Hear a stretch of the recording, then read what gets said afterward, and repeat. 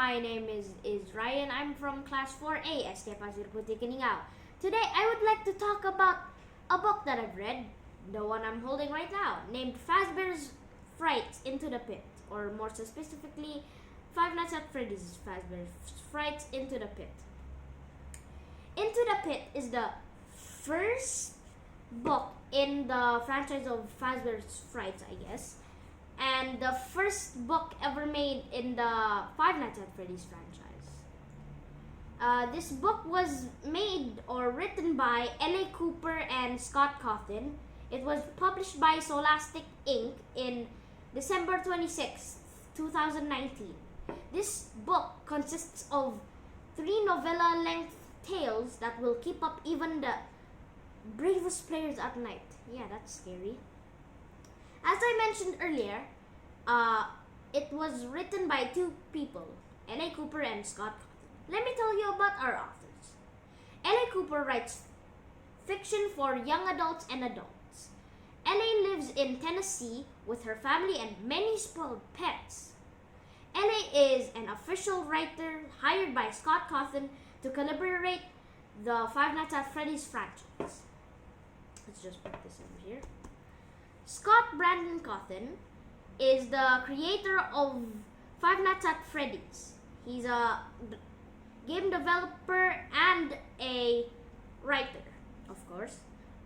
It all started with the Eponymous survival horror game in 2014.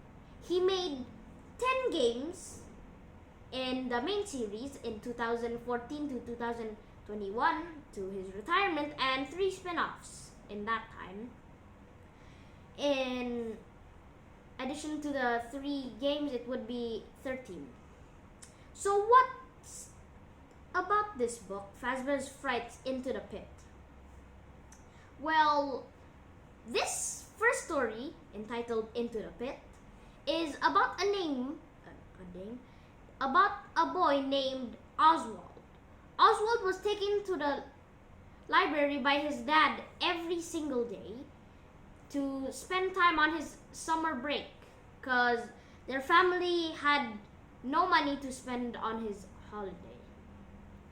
After that, Oswald would usually go to Jeff's Pizza, a weird and spooky pizza place. But one day, when Oswald was doing his normal summer break routine, he found a strange ball pit in Jeff's Pizza, which brought him back to 1985 when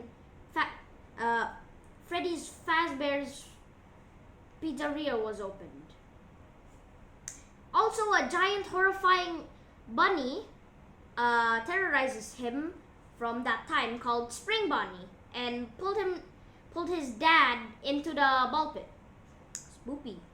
Luckily, the bunny accidentally hanged itself above the ball pit, thus killing it. And Oswald and his dad returned home just with no memory of the event, and it ends on a normal note. Good ending. The second story, To Be Beautiful, is about a girl named Sarah who thinks she's ugly and wants to be gorgeous. And if she's ugly, the boy that she likes can't see her. That's what she thinks. One day, while going back from home or going back from school, she finds an animatronic named Eleanor. She cleans Eleanor and puts it on the corner of her room and turns Eleanor on, and Eleanor says she will grant her one wish, and that wish is obviously to be beautiful, and gives her a necklace and says to never take it off. And one day, after becoming beautiful, Sarah accidentally trips and falls, thus making the necklace fall off her neck. And Sarah starts shaking uncontrollably and hears screaming from the other children or kids. And Sarah realizes that she's no longer human, but just some trash and like junk that's barely pieced together. And Eleanor takes her identity. The last story, Count the Ways, is about a goth girl named Millie who lives with her grandfather. Millie doesn't have much friends in the neighborhood and at school. But one day, she meets a boy named Dylan and gets a crush on him.